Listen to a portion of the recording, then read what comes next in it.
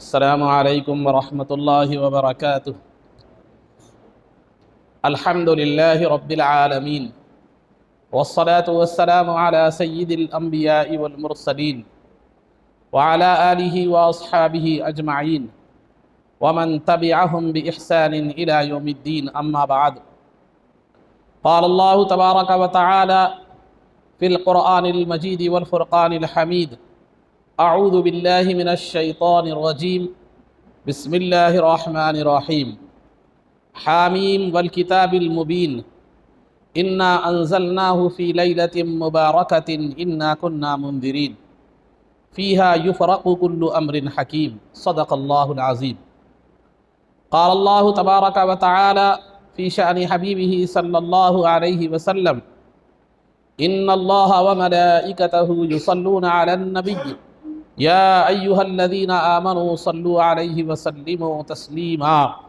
اللہم صل وسلم وزد وبارک علی حبیبک سیدنا ونبینا ومولانا محمد وعلی آلہ واصحابہ اجمعین۔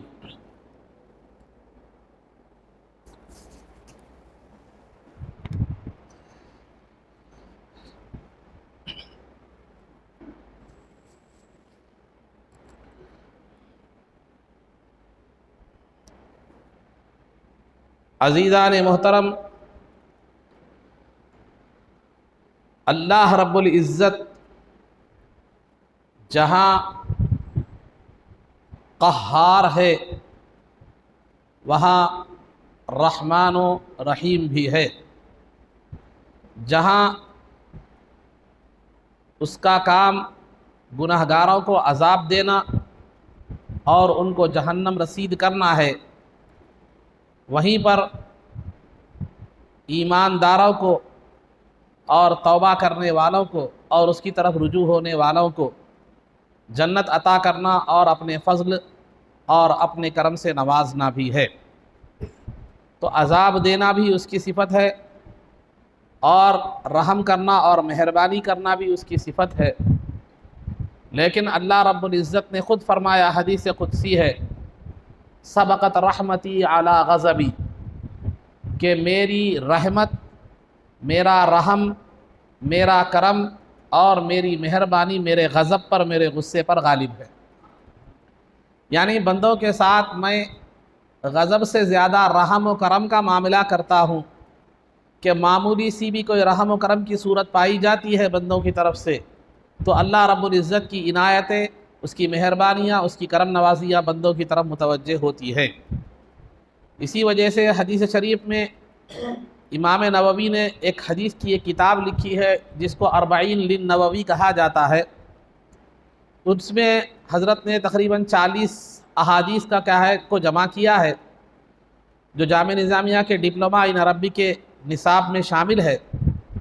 تو اس امام نووی یہ ایک بہت بڑے محدث ہے۔ انہوں نے مسلم شریف جو حدیث کی کتاب ہے، بخاری کے بعد جس کا درجہ ہے، مسلم شریف کی شرح بھی آپ نے فرمائی ہے۔ بہت جلیل القدر جو ہے نا محدث ہے۔ تو امام نووی رحمۃ اللہ تعالی علیہ نے اپنی اس کتاب اربعین للنووی میں ایک حدیث سرکار دو عالم صلی اللہ علیہ وسلم کی ایک حدیث مبارکہ کا ذکر فرمایا ہے۔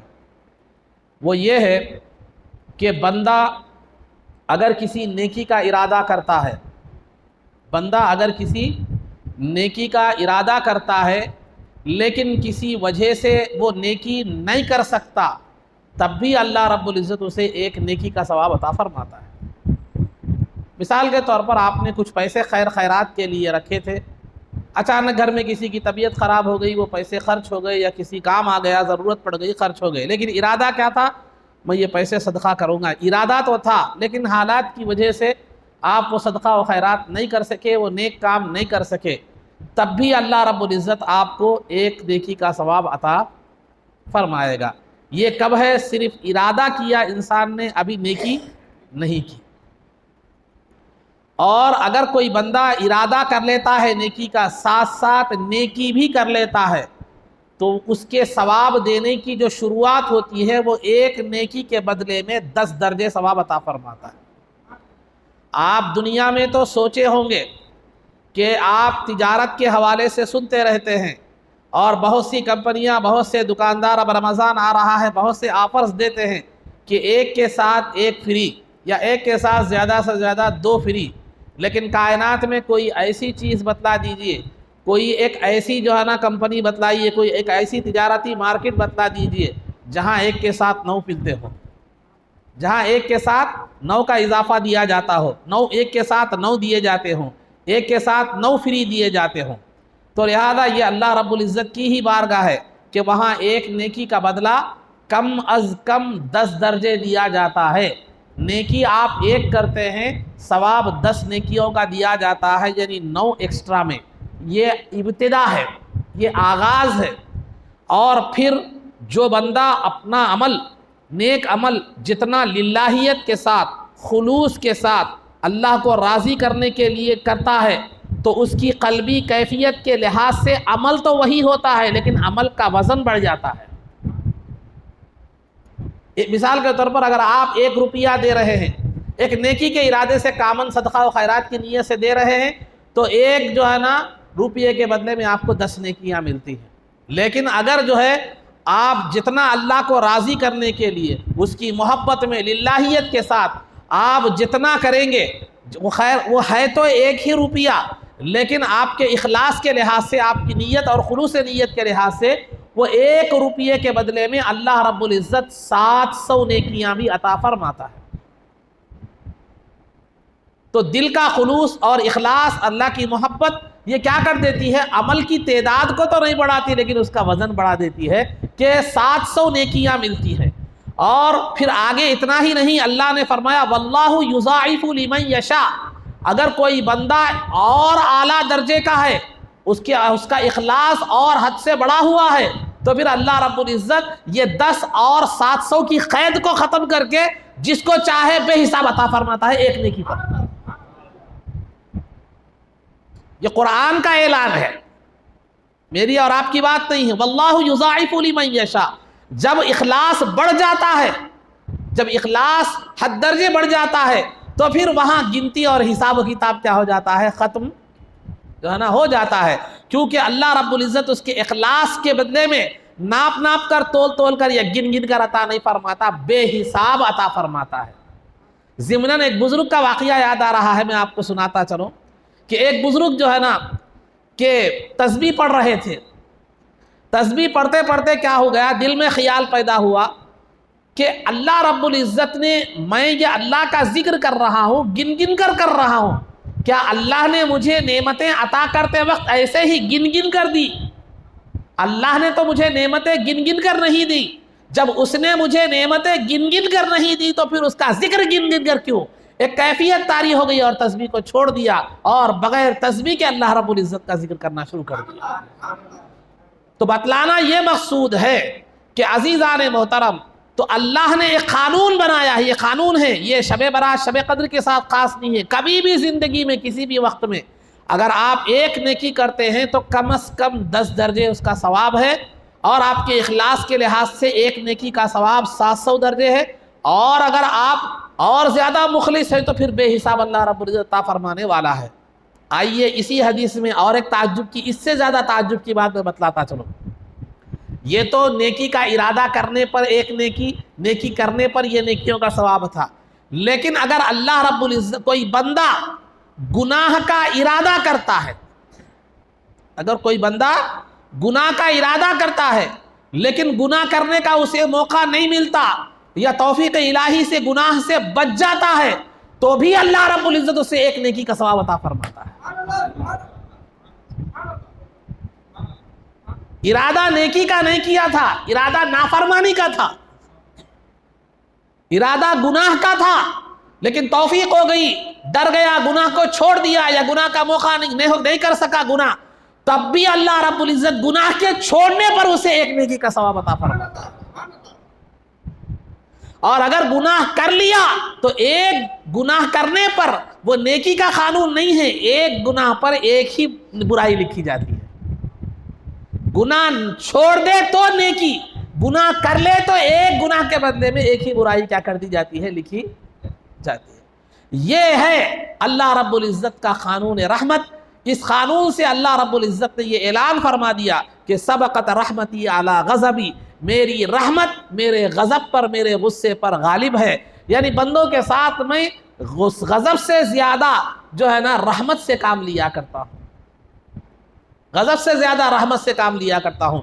یہی وجہ ہے کہ اللہ رب العزت یہ قانون بنا کر خاموش نہیں رہا، دلچسپی رکھنے والوں کے لیے جو ہے نا آخرت کی فکر کرنے والوں کے لیے یہ قانون بہت بڑا تھا، کیونکہ اگر کہیں دنیا میں آپ کو یہ بات مل جائے، یہ جو ہے نا اپرچونٹی ہے جس کو ہم کہہ سکتے ہیں، یہ جو موقع ہے، اگر دنیا میں اگر ہمیں مل جائے، کہیں 1 روپے کے بدلے میں 10 روپے اگر مل جائے، تو کہیں اگر موقع مل جائے تو ہم خطاروں میں نظر آئیں گے اس کو حاصل کرنے کے لیے۔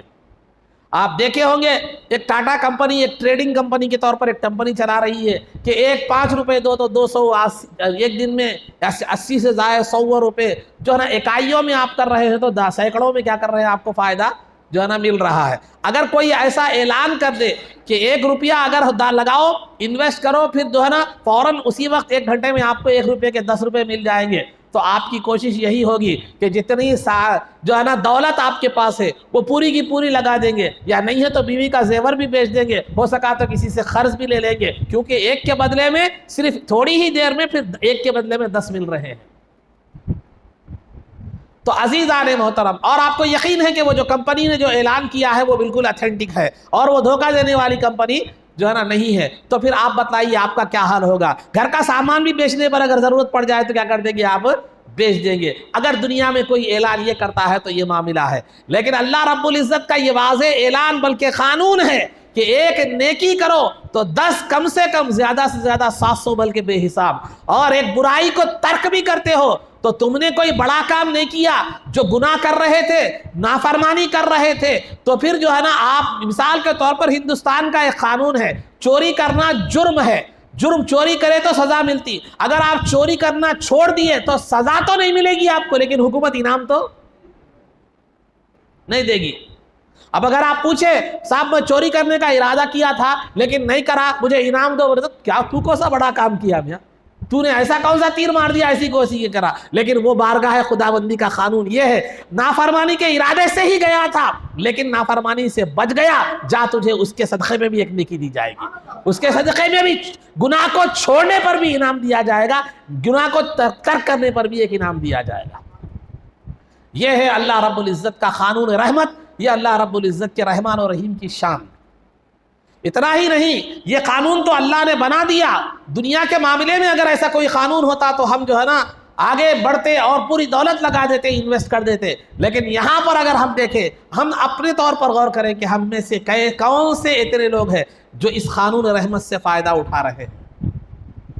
ہم میں سے یہاں نہ پیسہ انویسٹ کرنے کی ضرورت ہے، کچھ بھی، تھوڑی سی حرکت کی ضرورت ہے، تھوڑی سی محنت اور جستجو کی ضرورت ہے۔ تو کیوں ایسا کیوں نہیں ہو رہا ہے؟ ایسا کیوں نہیں؟ دنیا کے معاملے میں اگر یہ اعلان ہوتا تو ہماری قطاریں لگ جاتی، لیکن دین کے معاملے میں ایسا ہو رہا ہے تو کیوں نہیں ہو رہا؟ اس لیے کہ یہاں دو وجوہات بظاہر مجھے نظر آتی ہے، کئی اور بھی ہو سکتی ہیں۔ ایک تو سب سے پہلی رکاوٹ یہ ہے کہ آپ کو اللہ کی عطا پر یقین کی کمی ہے، ہمیں اللہ کی عطا پر یقین کی کمی ہے۔ کیوں؟ اس لیے کہ جو ہے نا دنیا کے معاملے میں ہم دیکھ رہے ہیں 1 دیے 10 آ گیا، دکھائی دے رہا ہے، لیکن ثواب دکھائی نہیں دے رہا ہے۔ تو اللہ کے بیان کردہ یا رسول پاک صلی اللہ علیہ وسلم کی بیان کردہ حدیث پر ہمیں یقین کی کمی نظر آتی ہے۔ یہی وجہ ہے کہ ہم جو ہے نا ہماری توجہ اس طرف نہیں آتی۔ مرزا غالب کا ایک شعر یاد آ رہا ہے مجھے اس موقع پر کہ جو ہے نا جانتا ہوں ثواب طاعت و زہد، جانتا ہوں ثواب طاعت و زہد، طاعت کے معنی نیکی، زہد معنی دنیا سے بے رغبتی، تو جانتا ہوں ثواب طاعت و زہد، لیکن پھر بھی طبیعت ادھر نہیں آتی۔ یہ مزاج ہمارا ہے۔ تو لہذا ایک تو سرکار کے ارشاد پر یقین کی کمی مانتے ہیں، آپ انکار نہیں کرتے، سرکار نے جو فرمایا یہ حدیث ہے، صحیح ہے اپنی جگہ، لیکن یقین نہیں آ رہا ہے، یقین کی کمی ہے۔ اگر یقین کی کمی نہ ہوتی تو پھر ہم بھی وہ جو ہے نا کوشش کرتے، بلکہ دنیا سے زیادہ کوشش کیا کرتے تھے، جس طرح ہمارے اسلاف اور اولیاء اکرام نے کیا ہے۔ اور دوسری چیز شیطان ہے جو آپ کو آگے بڑھنے جو ہے نا نہیں دیتا، کیونکہ وہ عدو مبین ہے، آپ کا کھلا دشمن ہے، اور اللہ کی بارگاہ سے جب مردود ہو کر نکل رہا تھا تو اس نے یہ وعدہ کر کے نکلا تھا کہ وَلَأُغْوِيَنَّهُمْ أَجْمَعِينَ، میں تیرے بندوں کو بہکاؤں گا۔ وہ آپ کو آگے بڑھنے نہیں دیتا. کسی نہ کسی حیثیت سے وہ کیا کرتا ہے؟ آپ کو نیکی سے کیا کرتا ہے؟ روکتا ہے. اس تجارت سے جو خداوند قدوس سے آپ کر رہے ہیں، اس تجارت میں کبھی بھی آپ کو فیضیاب ہونے یا فائدہ مند ہونے کبھی بھی نہیں دیتا. اب آپ بولیں گے کیا مصعب تجارت بول رہے ہیں؟ ہاں تجارت، ہم جو نیکیاں کرتے ہیں وہ اللہ رب العزت سے تجارت کرتے ہیں. تاجر اللہ رب العزت، خریدار اللہ رب العزت ہے، بیچنے والے ہم ہیں، بیچنے والے ہم ہیں. قرآن کہتا ہے ان اللہ اشتری من المؤمنین انفسهم واموالهم بان لهم الجنہ، اللہ نے مومنین کی جان کو بھی خرید لیا ہے، مال کو بھی خرید لیا ہے اس جنت کے بدلے میں. تو اللہ خریدار ہے، ہم بیچنے والے ہیں. یہ کیسا عجیب کاروبار ہے کہ جو ہے نا عام دنیا کے کاروبار میں یہ ہوتا ہے کہ مال آپ کا ہوتا ہے. میں اگر بیچنا چاہ رہا ہوں کوئی چیز تو مال میرا ہوتا ہے، میرا مال لے کر آپ اپنے پیسے کیا کرتے ہیں؟ دیتے ہیں. لیکن جان بھی اسی کی، مال بھی اسی کا. اپنا مال اپنی جان خود لے رہا ہے، پھر اس کے بدلے میں جنت دے رہا ہے. یہ کیسی کرم نوازی ہے؟ ایسی کرم نوازی ہے. جان ہماری، جان بھی اسی، جان بھی ہماری اس کی، مال بھی ہمارا اس کا. اسی کا مال، اسی کی جان وہی لے رہا ہے، پھر اس کے بدلے میں جنت جیسی عظیم نعمت دے رہا ہے. یہ رحم و کرم کی صورت آپ کہیں نظر آ سکتی ہے آپ کو؟ تو عزیزان محترم، صرف یہ قانون بنا کر اللہ نے اسی پر اکتفا نہیں فرمایا. یہ تو قانون بنا دیا کہ ایک نیکی کے بدلے میں 10-700 زیادہ نیکی کا ارادہ کرے، اور نیکی نہ کرے تو ایک نیکی، گناہ ترک کر دے تو ایک جو ہے نا نیکی. یہ تمام قانون تو اللہ نے بنا دیا. لیکن معلوم ہے اللہ رب العزت کو کہ حضرت انسان اگر یہی دنیا کا معاملہ ہوتا تو ٹوٹ پڑتا تھا، لیکن یہ آخرت کا معاملہ ہے، لہٰذا حضرت انسان اس طرف متوجہ نہیں ہوگا.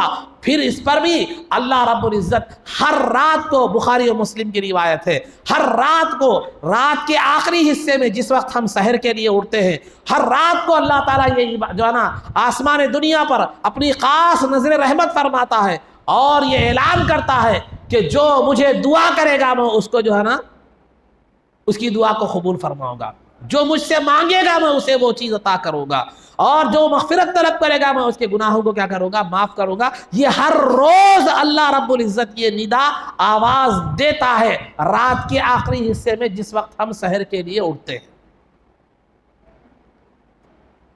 ہے کوئی مغفرت کا طلبگار کہ میں اس کی مغفرت کر دوں، ہے کوئی مانگنے والا کہ میں اسے وہ چیز عطا کروں، ہے کوئی دعا کرنے والا کہ میں اس کی دعا کو کیا کروں؟ قبول کروں. یہ ہر روز ہوتا ہے، یہ ہر روز، ایک دن کی بات نہیں، مگر رات کے آخری حصے میں ہوتا ہے. تو لہذا اب انسانوں میں سے ہر کوئی وہ شخص نہیں ہے کہ رات کے آخری حصے میں اٹھ کر کیا کرے؟ دعا کریں. ہاں پھر بھی رمضان کے مہینے کو غنیمت جانیے. سحرن کے وقت اٹھنے کے بجائے سحر کے وقت جو ہے نا اٹھیے، اٹھ کر جو ہے نا نماز تہجد پڑھیے اور یہ دعا کیجیے تاکہ سال میں کم از کم ایک مہینہ تو یہ سال ہمیں نصیب ہو جائے. تو اللہ رب العزت کو معلوم ہے کہ جو ہے نا یہ رات کے آخری حصے میں امت مسلمہ کے گناہگار جو ہیں وہ رات کے آخری حصے میں، فجر کو ہی اٹھنا مشکل ہے، رات میں تہجد میں کہاں اٹھیں گے؟ فجر کو ہی اٹھنا مشکل ہے.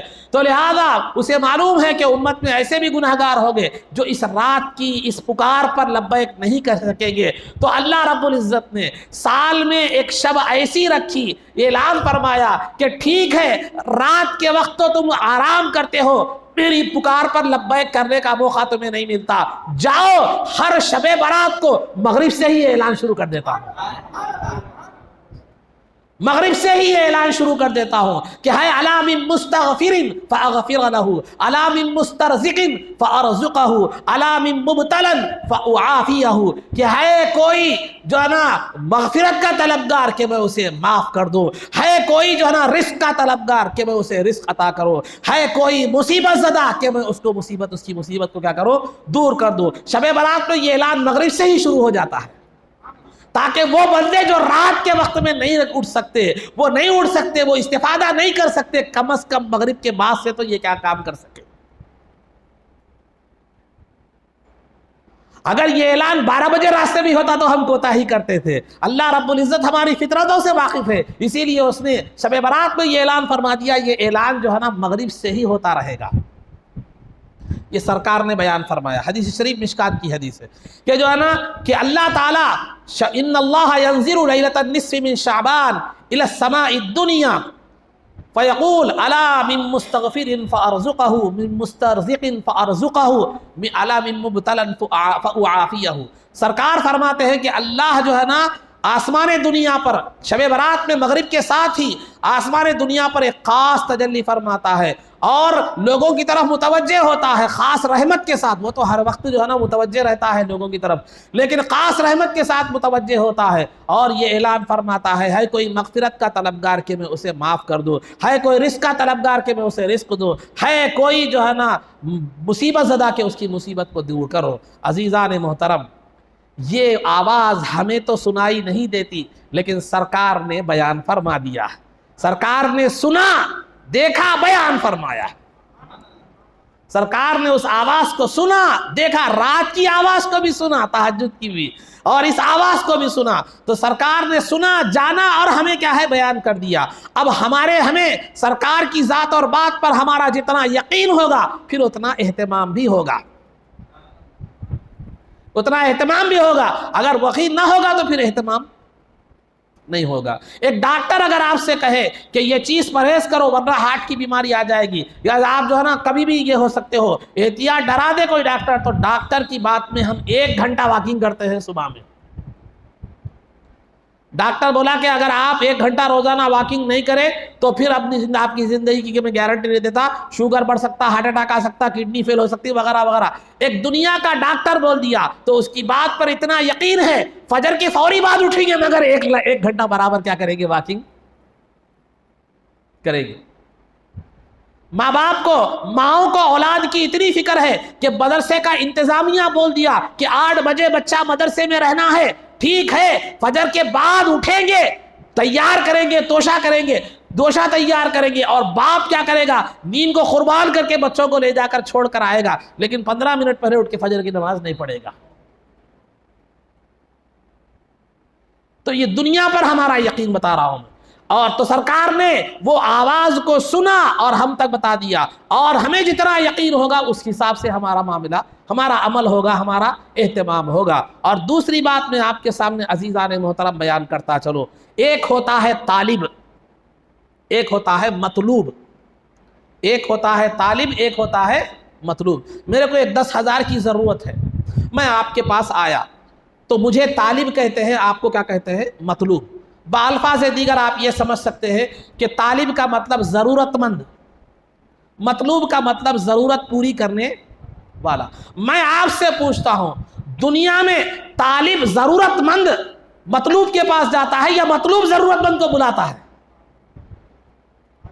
میرے کو 10,000 کی ضرورت ہے تو میں آتا ہوں، بھائی جو ہے نا 10,000 روپے دیجئے، بلکہ میں آپ کے پاس جاتا ہوں، یا آپ بلا دیں، ادراؤ جی بلا کے آپ میرے کو 10,000 روپے دیتے۔ دنیا میں کوئی بھی نہیں دیتا ایسا، گئے تو دینا مشکل ہے، گئے تو دینا مشکل ہے، سمجھے، بلا کے کون دیتا جی؟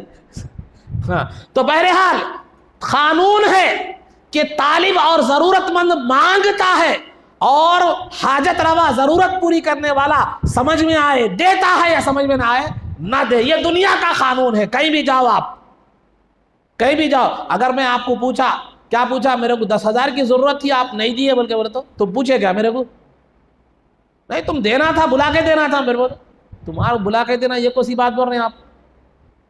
گرما شروع ہونے سے پہلے نکل گئے، ایسا دکھ رہا، آپ بولتا ہوں سامنے والا، ہوتا نہیں ہوتا؟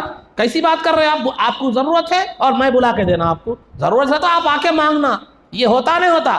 لیکن قربان جائیے اس خداوند کریم کی ذات پر، یہاں ضرورت پوری کرنے والا بھی محتاج اور ضرورت مانگنے والا بھی محتاج، لیکن وہ بے نیاز ذات، اسے ہماری عبادتوں کی ضرورت نہیں ہے، ہماری نیکیوں کی ضرورت نہیں ہے، لیکن پھر بھی پکار پکار کر کہہ رہا ہے کوئی مغفرت کا طلبگار کہ اس کی مغفرت کر دوں۔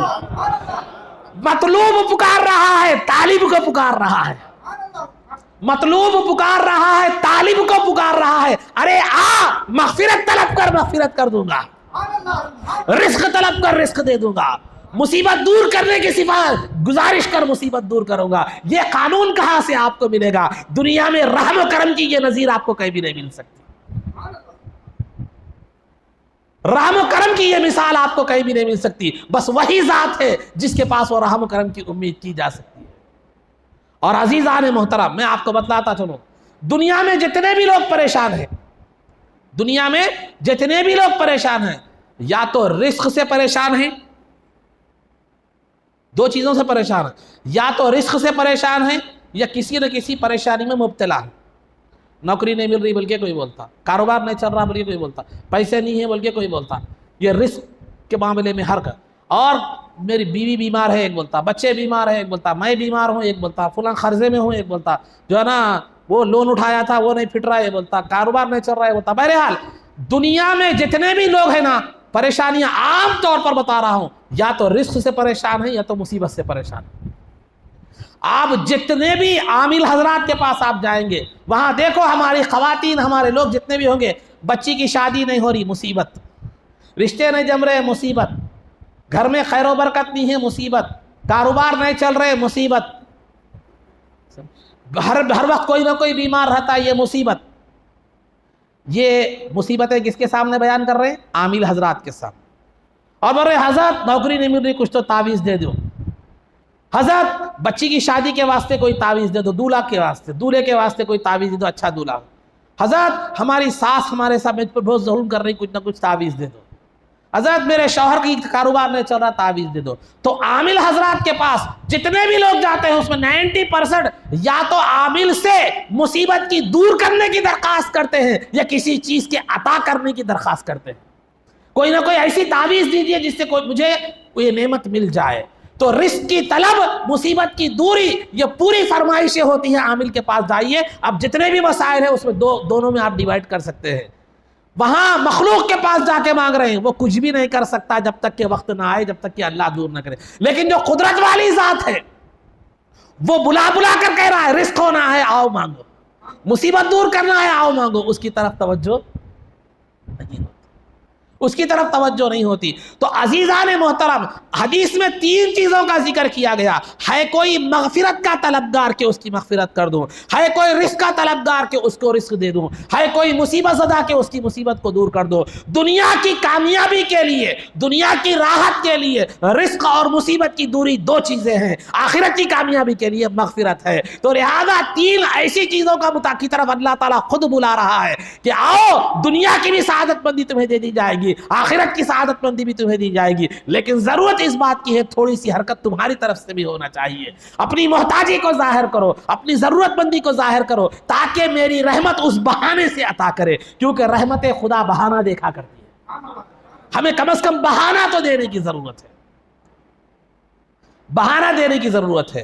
عزیزان محترم، اب آج دیکھتے ہیں کہ تھوڑے تھوڑے دن میں بینک کیا کرتے ہیں، بڑھاتے رہتے ہیں، آؤ لون لو، لون لو، یہ لون لو، فون آتے رہتے ہیں آپ کو۔ ایک اگر آپ کا وہ پین کارڈ پہ اگر آپ کا اسکور اچھا رہا تو ہر کمپنی آپ کو بلا کے لون دیتے رہتی، آؤ لون لو، آؤ لون لو، آؤ لون لو، بینک بولتا ہے لون لو، تمہارے کو اتنا لون اٹھا، اتنا لون اٹھا، اتنا لون اٹھا، وغیرہ وغیرہ وغیرہ۔ تو یہ ہر دنیا کے لوگ بلا بلا کے لون دیتے رہتے ہیں، کیوں؟ اس میں ان کا مقصد ہوتا ہے کہ انٹرسٹ آتا ہے، ان کا بینک چلتا ہے، ان کی کمپنی چلتی ہے، وہ ایک تجارت ہے، اس میں فائدہ ہے۔ لیکن خداوند قدوس بلا بلا کر آپ کو دے رہا ہے تو اس میں اس کا کو کیا فائدہ ہے؟ اس میں اس کا کوئی فائدہ نہیں ہے، کیونکہ وہ مخلوق کی ہر چیز سے بے نیاز ہے۔ تو ایک ہی چیز ہے جو آپ کو بار بار بلا کر طلب دے رہا ہے، وہ یہ ہے کہ وہ اس کی آپ سے محبت،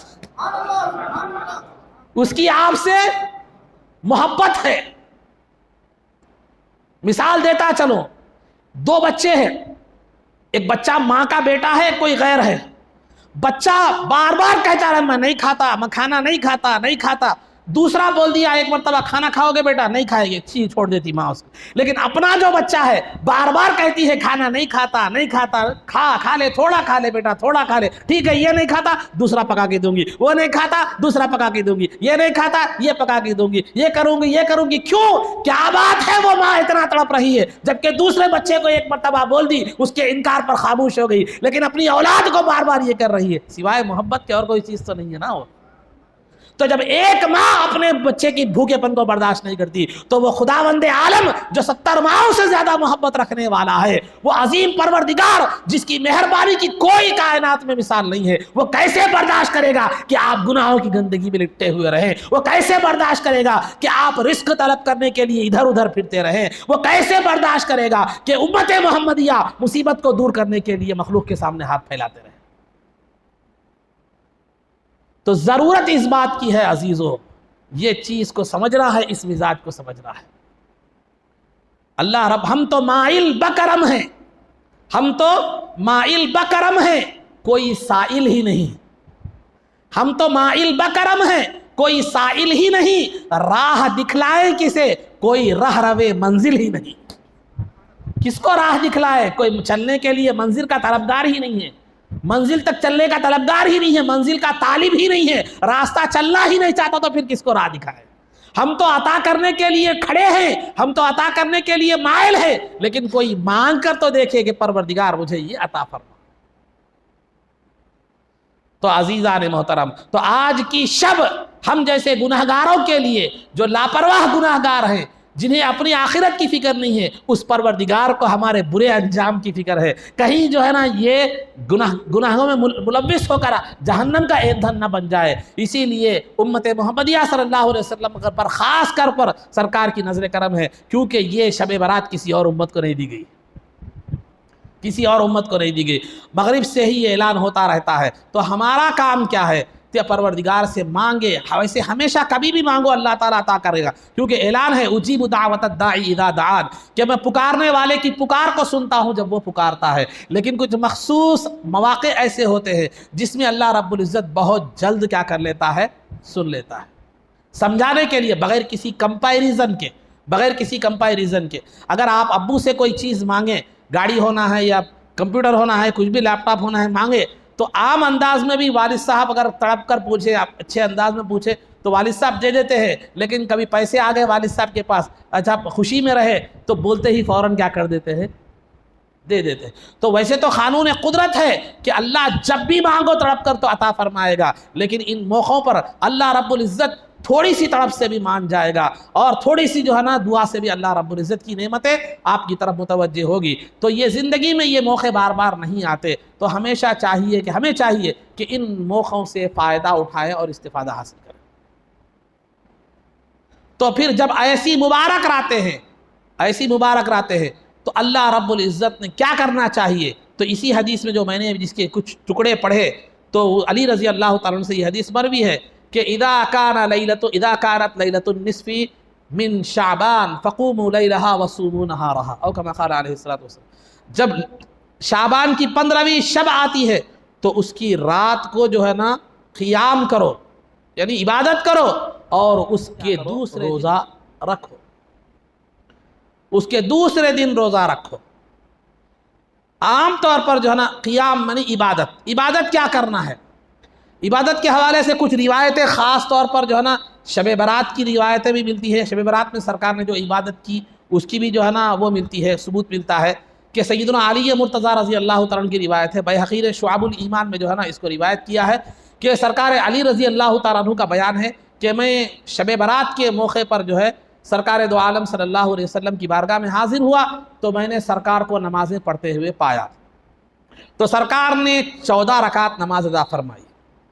اس کے بعد سرکار دو عالم صلی اللہ علیہ وسلم نے جو ہے نا سورہ فاتحہ پڑھی، 11 مرتبہ سورہ فاتحہ پڑھی، اور 11 مرتبہ سورہ اخلاص یعنی قل هو اللہ احد پڑھی، اور پھر 11 مرتبہ قل اعوذ برب الفلق پڑھی، پھر 14 مرتبہ معاف کرنا، تو جو ہے نا 14 رکعت پڑھی، 11 مرتبہ سورہ فاتحہ، 11 مرتبہ سورہ اخلاص، 11 مرتبہ قل اعوذ برب الفلق، 11 مرتبہ قل اعوذ برب الناس، اور 1 مرتبہ آیت الکرسی، اور 1 مرتبہ لقد جاءکم رسول من انفسکم سے 2 آیتیں، یعنی لقد جاءکم رسول من انفسکم عزیز علیہ ما عنتم حریص علیکم بالمؤمنین رؤوف الرحیم، 1 آیت، فَإِن تَوَلَّوْا فَقُلْ حَسْبِيَ اللَّهُ لَا إِلَهَ إِلَّا هُوَ عَلَيْهِ تَوَكَّلْتُ وَهُوَ رَبُّ الْعَرْشِ الْعَظِيمِ، 1 مرتبہ۔ اس کے بعد جب سرکار جو ہے نا اس عمل سے فارغ ہو گئے تو میں نے سرکار سے عرض کیا کہ یا رسول اللہ یہ کس طرح کی عبادت ہے؟ تو سرکار نے اس کی فضیلت بیان کرتے ہوئے فرمایا جو آدمی اس عبادت کو انجام دے گا، جو آدمی اس عبادت کو انجام دے گا، یہ عبادت کرے گا شب برات میں، اسے 20 مقبول حجوں کا ثواب عطا ہوگا، یعنی 20 مقبول حج سے جو ثواب ملتے ہیں وہ ثواب اسے کیا ہوگا؟ نصیب ہوگا۔ اور عزیزان محترم لیکن حج معاف نہیں ہوگا، یہ سمجھ لیجیے آپ، حج کا ثواب ملنا الگ ہے، معاف ہونا کیا ہے؟ الگ ہے. اب میرے کو 20 حجوں کا ثواب مل گیا، اب کل سے نماز پڑھنے کی ضرورت نہیں یا پھر حج کرنے کی ضرورت نہیں. حج کی فرضیت تو آپ پر باقی رہے گی، وہ ثواب ملے گا آپ کو، اس سے نماز معاف نہیں ہوگی، دیگر فرائض معاف نہیں ہوگی، ثواب آپ کو ملے گا. اور جو آدمی دوسرے دن روزہ رکھے تو اللہ رب العزت اسے اپنے فضل و کرم سے 1 سال پہلے اور آنے والے 1 سال 2 سالوں کے روزوں کا ثواب عطا فرمائے. یہ فضیلت بھی جو ہے نا بیان کی گئی ہے. اب جہاں تک شب برات کا جو روزے کا معاملہ ہے، اس معاملے میں بہت سے لوگ کنفیوژن کا شکار رہتے ہیں. 1 رکھنا 2 رکھنا، مصعب 1 رکھنا 2 رکھنا، 1 رکھنا 2 رکھنا. یاد رکھیے جتنے بھی روزے ہیں سوائے عاشورہ کے، خواہ وہ شب برات کا ہو، شب معراج کا ہو یا کوئی بھی روزہ ہو، سمجھے جتنے بھی روزے ہیں وہ صرف ایک ہی ہے. یوم عاشورہ 2 ہے، 9 10. یوم عاشورہ مطلب محرم کی 10 کو جو روزہ رکھا جاتا ہے وہ یا تو 10 تو رکھنا ہی ہے، 10 کے ساتھ 9ویں روزے کو ملا لیں، یا نہیں 9 کے دن روزہ نہیں رکھ سکے تو 10 کے ساتھ 11ویں روزے کو کیا کر دیں، ملا لیں. تو 2 روزوں کا جو معاملہ ہے وہ صرف یوم عاشورہ میں ہے، باقی تمام روزے کیا ہے، ایک ہی ہیں. اگر آپ نے 2 رکھ لیے ہیں تو بھی ثواب دینے والا ہے اللہ تعالیٰ، کوئی بات نہیں. لیکن کنفیوژن جو ہوتا ہے عام طور پر. ہاں اور ایک بات یاد رکھیے، اگر یہ راتوں کے جو روزے ہیں، خواہ یہ راتوں کے روزے ہو یا آپ اپنے طور پر روزہ رکھ لیے ہوں، صرف ہفتے کا اگر آپ رکھ رہے ہیں تو دوسرا ملا کے رکھیے، کیونکہ صرف ہفتے کا روزہ رکھنا یہ مکروہ قرار دیا گیا ہے. اگر آپ ہفتے کے دن روزہ رکھ رہے ہیں تو جمعہ کا تو ملا لیجیے، تو اتوار کا تو کیا کیجیے، ملا لیجیے. یا عام روزہ رکھ رہے ہوں یا شب برات کے دوسرے دن ہفتہ آ گیا، سمجھیے یا شب برات کے دوسرے دن ہفتہ آ گیا، تو ویسی صورت میں کیا کیجیے، آپ ہفتے کا اگر روزہ آ رہا ہے تو ایک اور روزہ ملا لیجیے، ورنہ آپ کو ایک روزہ ہی کافی ہے. یہ ہفتے کی صورت میں ہے، ورنہ عاشورہ کے 2 روزے تو وہ ہے ہی ہے. یہ دونوں بھی اس لیے ہیں 2 روزے رکھنا، یہ یہودیوں سے مشابہت کو ترک کرنے کے لیے.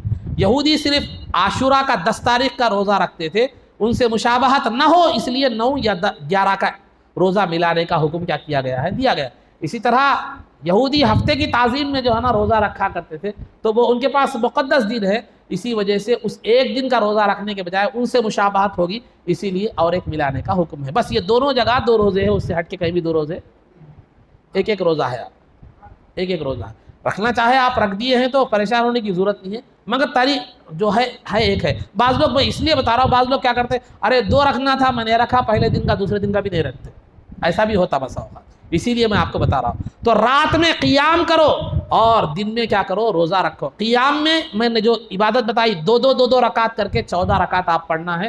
پھر اس کے بعد 14 رکعت کے بعد سورہ فاتحہ 11 مرتبہ، سورہ قل اعوذ برب الفلق، قل اعوذ برب الناس 11 مرتبہ، پھر جو ہے نا آیت الکرسی 1 مرتبہ، اور لقد جاءکم رسول من انفسکم کی جو آیتیں ہیں 2 آیتیں 1 مرتبہ پڑھ لینا. اور اگر اس سے بھی اور بہتر ایک روایت وہ بھی ہے کہ صلاۃ التسبیح بھی آپ پڑھ سکتے ہیں. صلاۃ التسبیح شب برات کے ساتھ خاص نہیں ہے. سرکار نے فرمایا صلاۃ التسبیح کو روزانہ پڑھو، روزانہ نہیں ہو سکتا تو ہفتے میں 1 مرتبہ پڑھو، ہفتے میں 1 مرتبہ نہیں ہو سکتا تو مہینے میں 1 مرتبہ پڑھو، مہینے میں 1 مرتبہ نہیں ہو سکتا تو سال میں 1 مرتبہ پڑھو، سال میں 1 مرتبہ نہیں ہو سکتا تو زندگی میں کم از کم 1 مرتبہ صلاۃ التسبیح پڑھو. کیونکہ اس سے اگر کسی کے گناہ سمندر کے جھاگ یعنی کف کے برابر بھی ہے تو اللہ تعالیٰ معاف فرما دے گا. تو صلاۃ التسبیح کی بھی بہت زیادہ فضیلت آئی ہے، تو آپ صلاۃ التسبیح بھی جو ہے نا پڑھ سکتے ہیں. صلاۃ التسبیح کو صلاۃ التسبیح اس لیے کہا جاتا ہے کہ اس میں تسبیح پڑھی جاتی ہے، اسی میں تسبیح والی نماز. صلاۃ التسبیح کا مطلب تسبیح والی نماز. اس میں چونکہ 300 مرتبہ تسبیح پڑھی جاتی ہے، تسبیح کا مطلب سبحان اللہ، سبحان اللہ والحمد للہ ولا الہ الا اللہ واللہ اکبر. جو مسجد کو لے جاتے وقت آپ پڑھتے ہیں وہی پڑھنا ہے. مسجد کو لے جاتے وقت آپ کیا پڑھتے ہیں، سبحان اللہ والحمد للہ ولا الہ الا اللہ اللہ اکبر، وہی ہے سبحان اللہ والحمد للہ ولا الہ الا اللہ واللہ اکبر. یہ تسبیح پڑھنا ہے ہر رکعت میں 75 مرتبہ. 4 رکعت ہوں گے، 4 رکعت میں پورے جو ہے نا آپ 300 مرتبہ یہ تسبیح پڑھنا ہے. مختصر طور پر اس کا طریقہ بھی سماعت فرما لیجیے کہ میں 4 رکعت صلاۃ التسبیح ادا کرتا ہوں واسطے اللہ کے، منہ میرا کعبہ شریف کی طرف تابع، امامت کے جماعت کے ساتھ تو پڑھنا نہیں ہے، مکروہ ہے. منہ میرا کعبہ شریف کی طرف، دل میں نیت ہو تو بھی کافی ہے، زبان سے بولنے کافی ہے. اتنا بڑا زبان سے بولنے نہیں آ رہا، دل میں ارادہ بھی کافی ہے. اس کے بعد جب اللہ اکبر آپ پہلی مرتبہ تکبیر جو ہے نا تحریمہ کہہ لیں، اللہ اکبر کے تکبیر تحریمہ کہیں تو ثنا پڑھیں، سبحانک اللہم و بحمدک و تبارک اسمک و تعالی جدک ولا الہ غیرک. ثنا پڑھیں، सलाह पढ़ने के बाद 15 मरतबा ये तस्बीह पढ़े, सुबहान अल्लाह वल्हम्दुलिल्लाहि वला इलाहा इल्लल्लाहु वल्लाहु अकबर। ये 15 मरतबा ये तस्बीह क्या करें, पढ़े सना के बाद। उसके बाद आऊज़ बिल्लाह पढ़े, बिस्मिल्लाह, आऊज़ बिल्लाह तो पूरा आऊज़ बिल्लाह, आऊज़ बिल्लाहि मिनश शैतानिर रजीम, बिस्मिल्लाहिर रहमानिर रहीम पढ़े, सूरह फातिहा पढ़े, ज़म्मे सूरा पढ़े, यानी दूसरा कोई भी सूरा पढ़े, जो भी कुछ भी चाहे पढ़ सकते हैं आप। उसके बाद रुकू में जाने से पहले 10 मरतबा फिर ये तस्बीह पढ़े, पहले 15 मरतबा रुकू में जाने से पहले, सना के बाद 15 मरतबा, रुकू में जाने से पहले क्या है 10 मरतबा, जुमला 25 मरतबा हो गए, 25 मरतबा हो गए। फिर उसके बाद रुकू में जाएँ 3 मरतबा सुबहान रब्बियल अज़ीम पढ़े, पढ़ने के बाद फिर 10 मरतबा ये तस्बीह पढ़े रुकू की हालत में, तो कितने मरतबा, 35 मरतबा हुए। फिर रुकू से उठने के बाद जो ठहरते हैं आप, उसमें 10 मरतबा, उसको कौमा कहते हैं, उसमें 10 मरतबा पढ़िए, तो कितने हो गए, 45 मरतबा हो गए।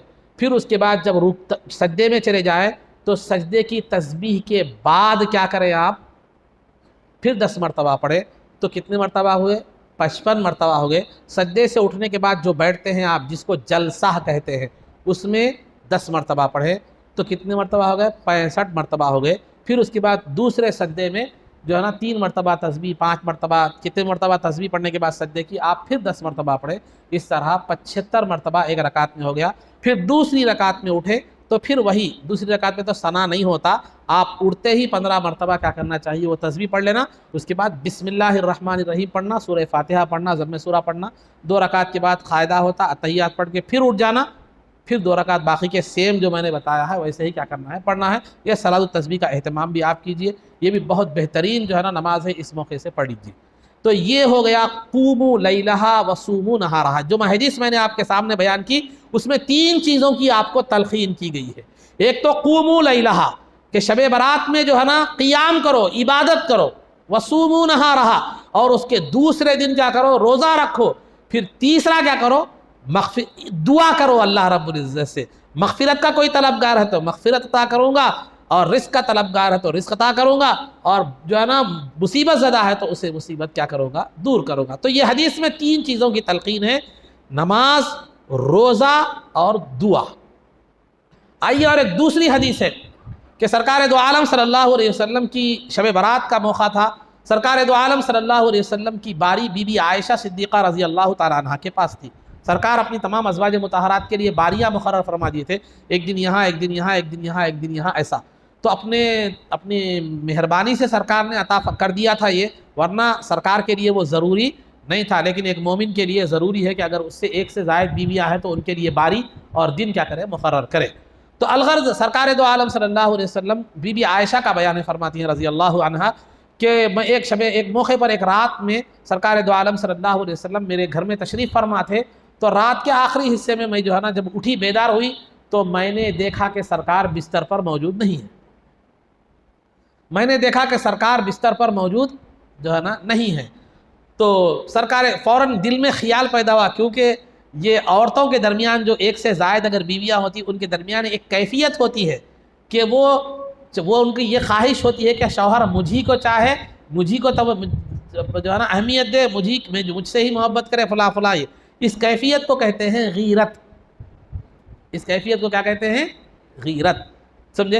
ये गीरत होती है, तो गीरत औरतों में बहुत ज़्यादा होती है, ये फितरी चीज़ होती है औरतों में गीरत, कि एक से ज़ायद अगर बीवियाँ हों तो हर बीवी की यही ख्वाहिश होती है कि हमारे मियाँ जो है मुझी से ही ज़्यादा मोहब्बत करे, मुझको ही ज़्यादा जो है ना देखे। और एक बीवी रहे तो भी होती है, आप दूसरी शादी की बात करो, जो है ना मैडम गुस्से में आ जाते हैं, और फिर नेक्स्ट बनने वाला जो सालन या खाना होता है पहले वैसा नहीं होता, समझे।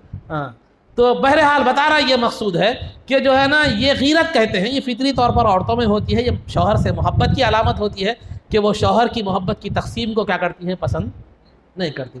इसी तरह शादी के बाद आम तौर पर माँ बाप जो बेटे से जो है ना, बेटे को कहते हैं बीबी का हो गया, बीबी का गुलाम बन गया, ये हो गया, ये भी एक फितरी मोहब्बत होती है। माँ क्या होती है, शादी के बाद ये समझती है कि मेरे बेटे की मोहब्बत तकसीम हो गई बीवी में और मुझ में, तो ये फ़िक्र माँ को क्या करती है, परेशान करती है। तो आपको क्या करना है, दो भी चीज़ों का पासो लिहाज रखना है, माँ के जज्बात का भी पासो लिहाज रखना है, बीवी के जज्बात का भी पासो लिहाज जो है ना रखना है। बाज़ लोग क्या करते हैं, गए तो पूरा बीवी की तरफ चले जाते हैं, या गए तो पूरा ماں کے فرما بردار بن جا کے بیوی کو کیا ہے ظلم کرتے. ویسا نہیں ہے، بلکہ دونوں کو لے کر کیا کرنا ہے، چلنا ہے. انہیں بھی سمجھا کر لے کر چلنا ہے، اسے بھی سمجھا کر لے کر چلنا ہے. ذمہ داری بڑھ جاتی ہے آپ کی. ضمناً یہ چند باتیں میں نے آپ کے سامنے کیا کر دی.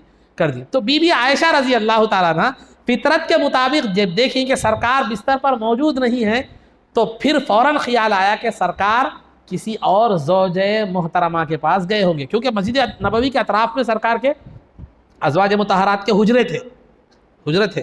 ازواج مطہرات کے حجرے تھے، کمرے تھے. کیا حجرے تھے؟ وہ بھی مختار کائنات کے حجرے ایسے ہیں کہ معمولی کھجور کے پھڑوں کی چھت ہے، معمولی مٹی کی دیواریں ہیں، اور دروازے کے بجائے ٹاٹ کے پردے پڑے ہوئے اسی میں.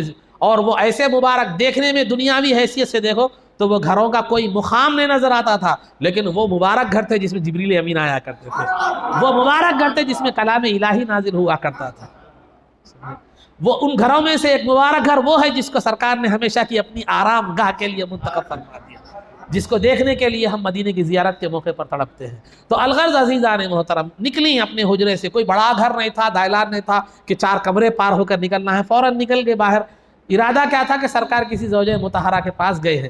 تو اس کے بعد حدیث میں الفاظ کی وضاحت تو نہیں ہے، لیکن بظاہر حالات کیا معلوم ہوتے ہیں کہ گئی تھی تو ازواج مطہرات کا گھروں میں تلاش کرنے کے لیے سرکار کو، تو دیکھا کہ سرکار جنت البقیع میں تشریف فرما. سرکار جنت البقیع میں تشریف. جو مدینہ منورہ کو گئے ہیں وہ جانتے ہیں کہ جنت البقیع وہاں سے کہاں ہے. اور جو اس وقت جو مدینہ پورا تھا آج پوری تقریباً مسجد نبوی میں ہے. تو اب وہ جو سرکار کی گنبد خضرا کا جو ایریا ہے نا، جو ریاض الجنہ وغیرہ جہاں پر ہے، بس اتنا ہی جو ہے نا معاملہ وہاں کا تھا. جب گھر سے نکلی کسی زوجہ مطہرہ کے پاس گئے ہوں گے. جنت البقیع تھوڑا فاصلے پر ہے، آپ کو اندازہ ہے نا، تھوڑا سا وہیں قریب میں ہے لیکن تھوڑا سا جو ہے نا فاصلے پر ہے. تو اس وقت کیا کریں معلوم ہے، نکل کر جب ارادہ کیا تھا کہ سرکار دو عالم صلی اللہ علیہ وسلم کسی زوجہ کے گھر تشریف لے گئے ہوں گے. نکلی تو پھر دیکھا کہ سرکار دو عالم صلی اللہ علیہ وسلم جنت البقیع میں ہے. جنت البقیع میں ہے. تو لہذا یہاں اب گئی تھی تو کسی زوجہ کے گھر کو تلاش کرنے کے لیے، مگر گئی جنت البقیع میں سرکار کے پاس تشریف لے گئی. سرکار کے پاس تشریف لے گئی تو گئی تھی کسی زوجہ کے پاس. آزو بازو جانے کے بجائے جنت البقیع جانے کی وجہ کیوں پیش آئی، یہ ایک سوال رہ جاتا ہے. حدیث میں اس کی وضاحت نہیں ہے، لیکن بظاہر وہاں کئی امکانات ہیں. بظاہر کئی امکانات ہیں، کیونکہ بی بی عائشہ تو اسی خیال سے نکلی تھی کہ کسی زوجہ کے گھر کو گئے ہوں گے سرکار، لیکن گئی جنت البقیع اس لیے کہ نکلی اس خیال سے تھی کہ کسی زوجہ کے گھر کو گئے ہیں، لیکن خوشبو مصطفیٰ نے رہنمائی کر دی کہ جنت البقیع. کیونکہ سرکار کی پسینے مبارک کو دلہنوں کی عطر کے طور پر استعمال کیا جاتا تھا، اور سرکار جس گلی سے گزرتے خوشبو گلیاں مہک جایا کرتی تھی. صحابہ اس جو ہے نا خوشبو کو دیکھ کر اندازہ لگایا تھا. وہ ایک نعت کا شعر ہے، ذہن میں نہیں آ رہا مجھے، جو ہے نا، تو بہرحال جو ہے نا گزرے ہیں سرکار ادھر سے ایسا لگتا ہے. تو بہرحال تو ہو سکتا ہے بی بی عائشہ صدیقہ رضی اللہ تعالیٰ عنہ گئی تھی کسی زوجہ کے گھر، لیکن گئی خوشبو مصطفیٰ نے رہنمائی کر دی کہ مصطفیٰ کسی زوجہ کے گھر پر نہیں ہے، بلکہ جنت البقیع میں غلاموں کے پاس تشریف لے گئے. غلاموں کے پاس فیض بخشنے کے لیے، اپنے قدم مبارک سے فیض بخشنے کے لیے تشریف لے گئے. کیونکہ سرکار کا وہاں جانا رحمت کا نزول ہے، کیونکہ رحمت للعالمین وہاں تشریف لے گئے ہیں تو رحمت ہی رحمت وہاں پر ہوگی. وہاں پر عذاب ہو گیا تو عذاب بھی اٹھ جائے گا. خیر صحابہ کے تعلق سے وہ تصور بھی نہیں کیا جا سکتا. عذاب کے مقام پر بھی سرکار قدم رکھ دے تو عذاب اس مقام سے اٹھ جائے گا. کیا آپ کو نہیں معلوم، سیرت میں نہیں پڑھا کہ مدینہ منورہ بیماری والا علاقہ تھا؟ مدینہ کی آب و ہوا جو ہے نا بیمار کرنے والی تھی، بڑا بیماری والا آب و ہوا، خراب پانی، خراب ہر چیز خراب تھی. لیکن سرکار جب قدم رکھے تو ہوا بھی شفا بن گئی، مٹی بھی شفا بن گئی، اور مدینہ طیبہ بن گیا. تو عزیزان محترم، تو سرکار کا قدم مبارک جنت البقیع میں رکھنا یہ صحابہ کے لیے رحمت کے نزول کا سبب تھا. تو سرکار کبھی کبھی اپنے غلاموں کو جو ہے نا یہ رحمت جو ہے نا نوازنے کے لیے جنت البقیع تشریف لے جایا کرتے تھے. ابھی میں آپ کو بتاؤں گا. تو بہرحال خوشبو مصطفیٰ نے بتلایا کہ جو ہے نا یہاں پر تشریف لے گئے. اور دوسری وجہ گئی تھی ازواج مطہرات کے گھروں کو تلاش کرنے کے لیے، مگر گئی جنت البقیع کو تشریف لے گئی، نکلی تھی اس ارادے سے.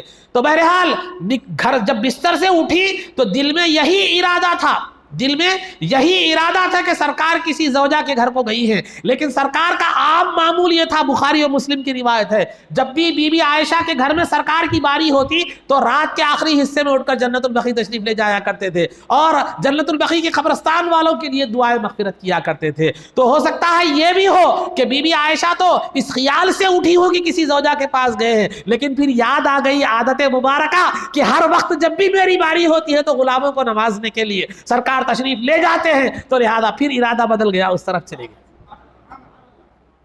ارادہ بدل گیا، اس طرف چلے گئی۔ تو عزیزان محترم، بہرحال جو بھی تھی بی بی عائشہ تو سرکار سے ملنے گئی تھی، لیکن وہ سرکار جو لوگوں کے دلوں کے خطرات سے بھی واقف تھے، بی بی عائشہ آ رہی ہیں، ابھی کچھ بات نہیں ہوئی، کچھ ماجرا بیان نہیں کیا، آنے کا سبب بیان نہیں کیا، فوراً سرکار نے کہا یا عائشہ تو کنتی تخافین ان یحیف اللہ علیک ورسولہ، کہ اے عائشہ کیا تم خوف کرتی ہو کہ اللہ اور اس کا رسول تمہارے ساتھ ظلم کرے گا، تمہارے ساتھ حق تلفی کرے گا، کہ وہ تمہاری باری کے دن کسی اور کے پاس جائے گا، تمہاری باری کے پاس دن کسی اور کے پاس جائے گا۔ دل کی کیفیت کو سرکار نے جان لیا، تو پھر بی بی عائشہ نے بعد میں بیان کیا، ہاں یا رسول اللہ ظننت انک اتیت بعض نسائک او کما قال، کہ جو ہے نا یا رسول اللہ مجھے دل میں خیال آ گیا تھا کہ آپ کسی زوجہ مطہرہ کے پاس تشریف لے گئے، بعد میں بتا رہی ہیں، پہلے سرکار نے بتلا دیا۔ تو وہ دل کی کیفیات کو بھی جانتے تھے، اللہ نے وہ نگاہیں عطا فرما دی تھی، نگاہوں میں وہ حجابات اٹھا دیے تھے کہ آدمی کو دیکھ کر، دل کی چہرے کو دیکھ کر دل کی کیفیات بیان کرتے تھے۔ اب آپ بولیں گے وہ کیسے؟ آپ آدمی کو کیا دل کی کیفیت کیا ہے، اس کی طبیعت کیسی ہے، اس کو کس چیز کی ضرورت ہے، یہ سرکار جانتے تھے، بولنے کی ضرورت پیش نہیں آتی تھی۔ آپ کو مثال کے طور پر بتلاتا چلو، 20 احادیث ایسے ملتے ہیں آپ کو، 20 حدیث کی کتابیں میں اٹھا کر دیکھیے، کوئی بھی اس کا انکار نہیں کر سکتا اہل علم اگر ہیں تو، کہ ایک صحابی رسول آئے، پوچھ رہے ہیں نماز کا، مثال کے طور پر بتا رہا ہوں، جہاد کا مسئلہ پوچھ رہے ہیں، سرکار بول رہے ہیں ماں کی خدمت کرو۔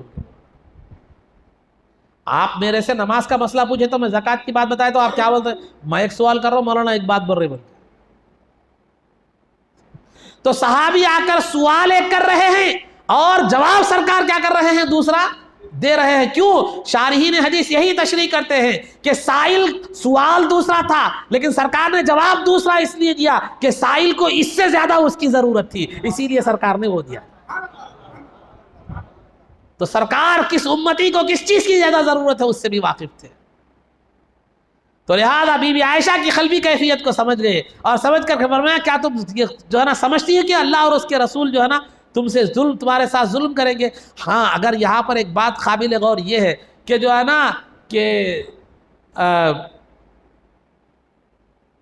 سرکار خیر ایک دوسری بات چھوڑ دیجیے، اس کو بات لمبی ہو جائے گی اس لیے میں مختصر بات رکھ رہا ہوں۔ اس کے بعد سرکار نے فرمایا کہ جو ہے نا کیا عائشہ تمہیں کیا معلوم ہے، آج کی رات اللہ رب العزت جو ہے نا آسمان دنیا پر اپنی رحمت کی خاص تجلی فرماتا ہے، فَيَغْفِرُ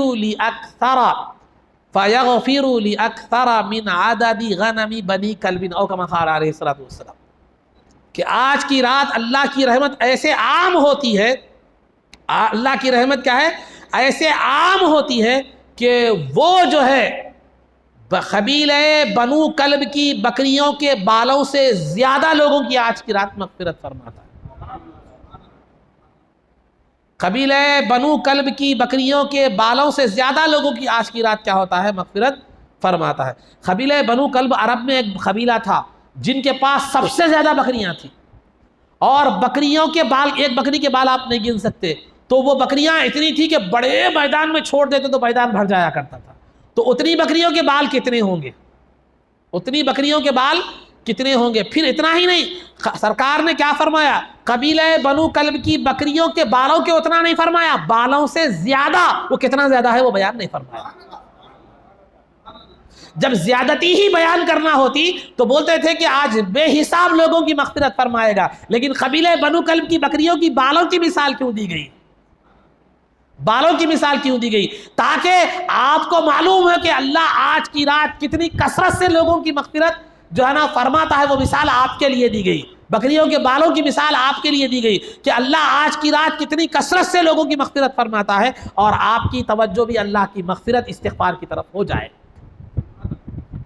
تو عزیزان محترم، اس سے پہلی والی حدیث میں کیا بتایا تھا میں نے کہ اللہ اعلان فرماتا ہے کوئی مغفرت کا طلبگار وہ مغفرت طلب کرے. یہ زندوں کو مغفرت جو ہے نا، زندوں کو مغفرت طلب کرنے کی تلقین کی جا رہی ہے. اور یہ حدیث قبرستان میں کھڑے ہو کر فرما رہے ہیں سرکار کہ قبیلہ بنو کلب کی بکریوں سے زیادہ لوگوں کی آج کی رات اللہ تعالیٰ مغفرت فرماتا ہے. تو صرف زندوں کی مغفرت نہیں فرماتا، مرحومین کی بھی مغفرت فرماتا ہے. مرحومین کی بھی کیا کرتا ہے؟ مغفرت فرماتا ہے. تو لہذا سرکار دو عالم صلی اللہ علیہ وسلم تقریباً ہر ہفتے 2 ہفتے میں تو زیارت کے لیے مدینہ منورہ کو جاتے تھے، اور سال میں ایک مرتبہ احد کی جو پہاڑ ہے قریب میں مدینے سے، ایک 6-7 کلومیٹر دور کچھ ہے، وہاں سے جو ہے نا وہاں پر بھی سالانہ زیارت کے لیے جاتے تھے.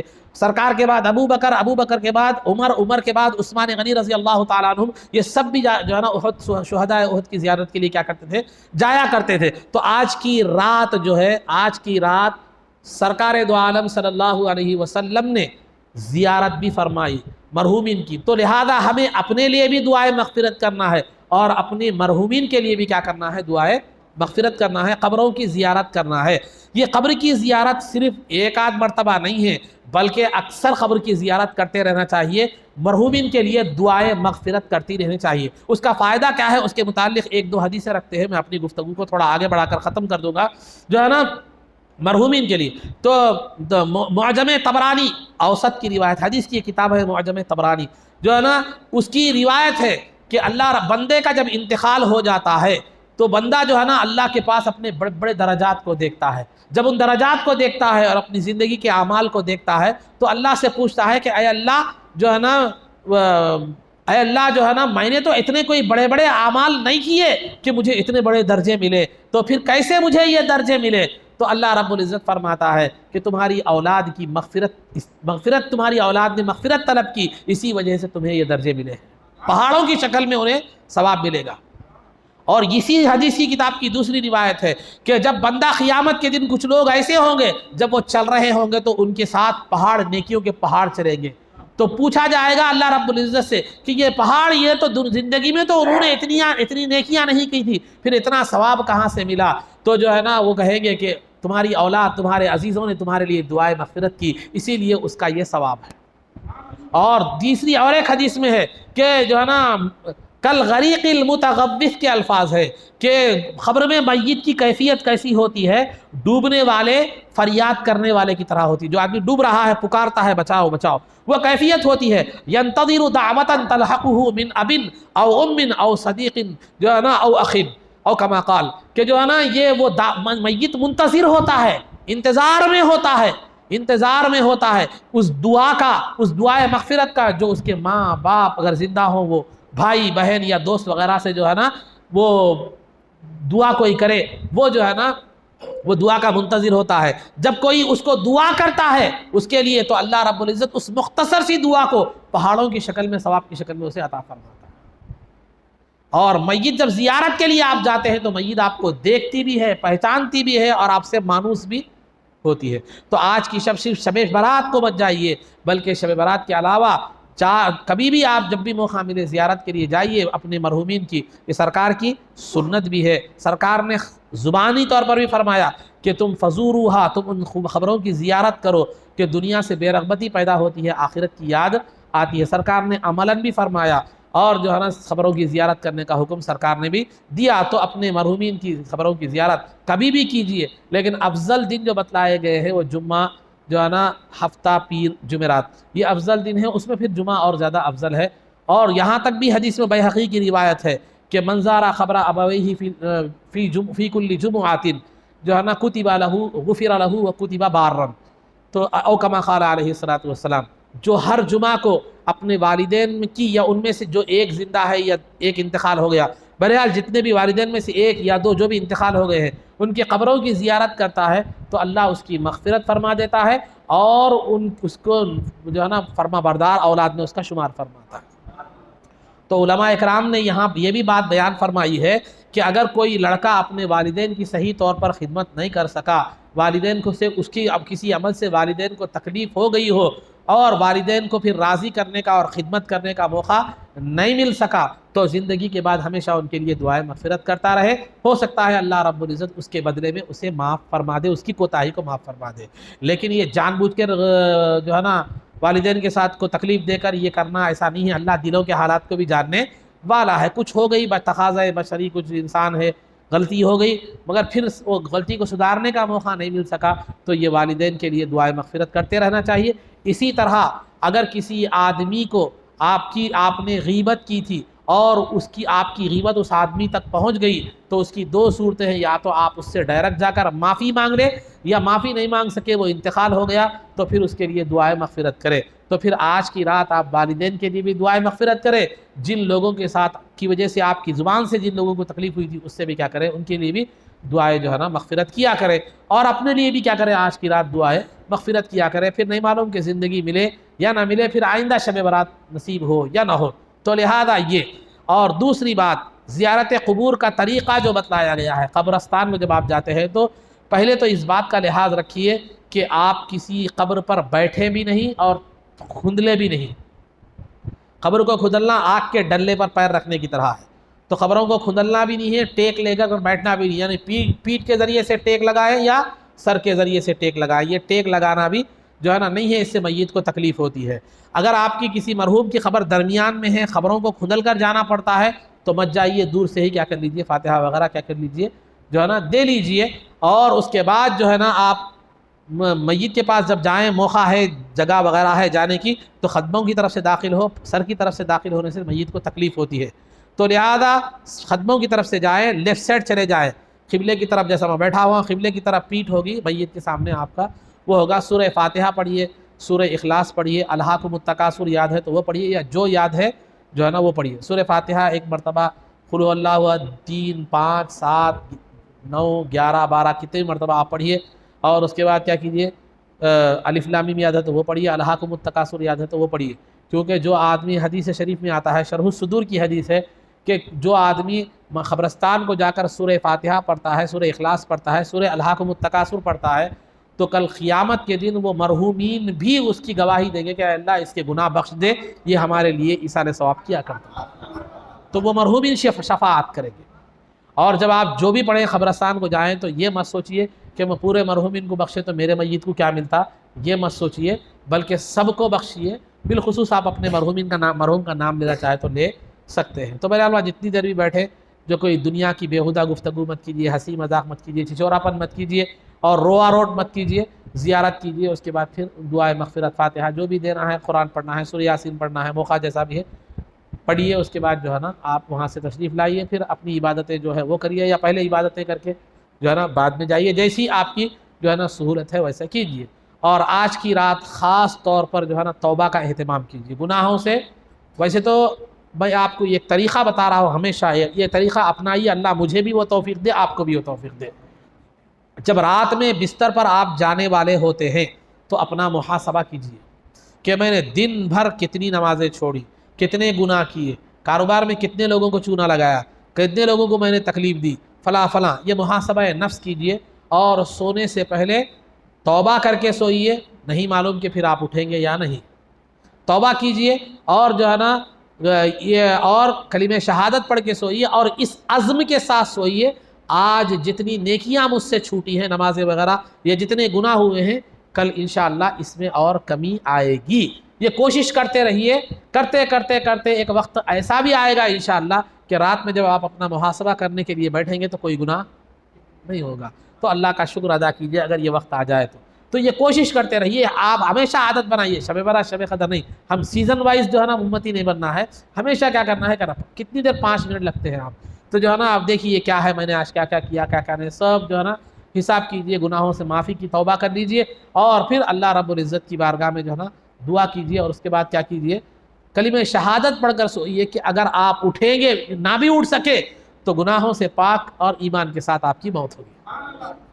یہ آپ عادت بنا لیجئے، اس چیز کو عادت بنا لیجئے. اللہ مجھے بھی اور آپ کو یہ توفیق کیا کرے، عطا فرمائے. اور توبہ سے بندہ جب گناہوں سے توبہ کرتا، توبہ کے معنی اللہ کی نافرمانی سے فرما برداری کی طرف کیا کرنا، لوٹنا. گناہوں سے نیکیوں کی طرف کیا ہے، لوٹنا. توبہ نام ہے تین چیزوں کا. پہلے جاننا کہ آپ نے کتنا بڑا گناہ کیا ہے، کتنا بڑا گناہ کیا ہے، پھر اس کے بعد اس گناہ پر نادم ہونا، پشیمان ہونا، اور پھر جو ہے نا اس کے بعد اللہ رب العزت کے اس کے بعد پھر یہ پختہ ارادہ کرنا کہ میں آئندہ گناہ نہیں کروں گا. پھر بھی شیطان کا غلبہ ہو گیا، پھر گناہ ہو گیا، تو پھر جو ہے نا ویسے ہی پھر وہ کرنا، پھر پختہ ارادہ کرنا. اب بعض لوگوں کو شیطان کیا وسوسہ ڈالتا، ارے میں بار بار توبہ کر رہا ہوں توڑ دے رہا ہوں، توبہ کر رہا ہوں توڑ دے رہا ہوں، توبہ کر رہا ہوں جو ہے نا توڑ دے رہا ہوں، بلکہ ایسا خیال بھی شیطان ہی وسوسہ ڈالتا. اب کیا توبہ کرو، اتنے مرتبہ توبہ کرا پھر توڑ دیا، توبہ کرا توڑ دیا، یہ خیال آنے مت دیجیے. اب 1 سے 4 مرتبہ بیمار ہو تو ڈاکٹر کے پاس نہیں جاتے. حدیث شریف میں سرکار دو عالم صلی اللہ علیہ وسلم نے فرمایا کل بنی آدم خطاؤن وخیر الخطائین التوابون. انبیاء کو چھوڑ کر، یا اللہ نے جن کو محفوظ رکھا ہے گناہوں سے، ان کو چھوڑ کر ہر اولاد آدم گناہ گار ہے، اور بہترین گناہ گار وہ ہیں جو گناہ ہوتے ہی فوراً توبہ کر لیتے. دیکھیے انسان گناہوں سے پاک بھی نہیں ہو سکتا کیونکہ وہ فرشتوں کی علامت ہے، اور انسان بغیر توبہ کے ہمیشہ گناہ بھی نہیں کر سکتا کیونکہ وہ شیطان کی علامت ہے. انسان کی علامت کیا ہے؟ گناہ بھی ہو، توبہ بھی ہو، مغفرت ہو. تو سرکار نے فرمایا دن میں 100 مرتبہ اللہ سے مغفرت طلب کرتا. فرمائے سرکار نعوذ باللہ سرکار سے تو گناہ صغیرہ بھی نہیں ہوتے تھے، چھوٹے گناہ بھی. پھر کیوں؟ امت کی تعلیم کے لیے کہ جب میں بے گناہ ہو کر جو ہے نا اتنی دن میں 100 مرتبہ اللہ سے مغفرت طلب کرتا ہوں تو پھر تمہیں کتنی ضرورت ہے ذرا سوچ لو.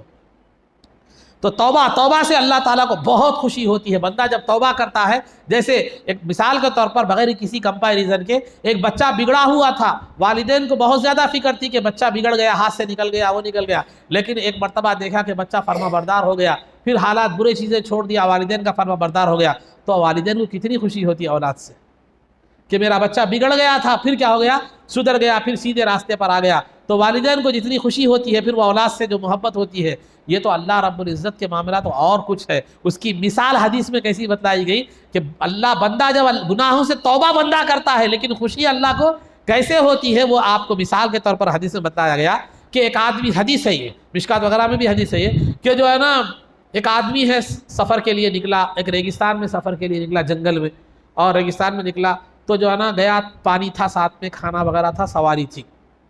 راستے میں جاتے جاتے تھک گیا، تھک کے سو گیا.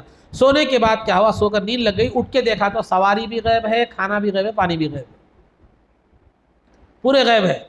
اور وہ ایسا جنگل ہے کہ جہاں پانی، کھانے، کسی بھی چیز کا نام و نشان نہیں ہے. اب وہ پریشان ہو گیا، ہر کوشش کر لیا، اب موت کیا ہو گئی، یقینی ہو گئی، اب ختم جانا ہے. تو لہذا اسی کیفیت میں، اسی جو ہے نا پریشانی میں کیا ہو گیا، اس کو پھر نیند لگ گئی. نیند لگنے کے بعد پھر جب بیدار ہوا تو سواری بھی موجود ہے، کھانا بھی موجود ہے، جو ہے نا پانی بھی موجود ہے. تو وہ خوشی کی انتہا، کیونکہ موت کا یقین کر کے سو گیا تھا، پھر اٹھا تو زندگی کا سامان ہو گیا، تو خوشی اس کو برداشت نہیں ہوئی، اور وہ خوشی کے عالم میں پاگل ہو کر کہا اے اللہ تو میرا بندہ میں تیرا خدا ہوں، تو میرا بندہ میں تیرا. وہ خوشی میں اس کو سمجھ میں نہیں آیا کہ آپ ایسا بولیں گے، خوشی میں ایسا نہیں ہے. اس کو خوشی میں بے ساختہ، بس وقت آدمی کو خوشی بہت زیادہ انتہا کی ہوتی ہے تو وہ کیا بول رہا ہے اسے سمجھ میں ذرا نہیں آتا. تو اس بندے کو جتنی خوشی ہوتی ہے، جو عبد اور معبود کے فرق کو جو ہے نا وقتیہ طور پر خوشی کی وجہ سے بھولا بیٹھا، تو اللہ رب العزت کو بھی بندہ جب اپنے گناہوں سے توبہ کرتا ہے تو اتنی خوشی ہوتی ہے. یہ مثال کے لیے ہے، ورنہ اس سے زیادہ کہیں خوشی ہوتی ہے. ایک دو واقعہ میں آپ کو توبہ کے حوالے. انسان جو گناہ کرتا ہے اس کے 3 ریکارڈ ہوتے ہیں.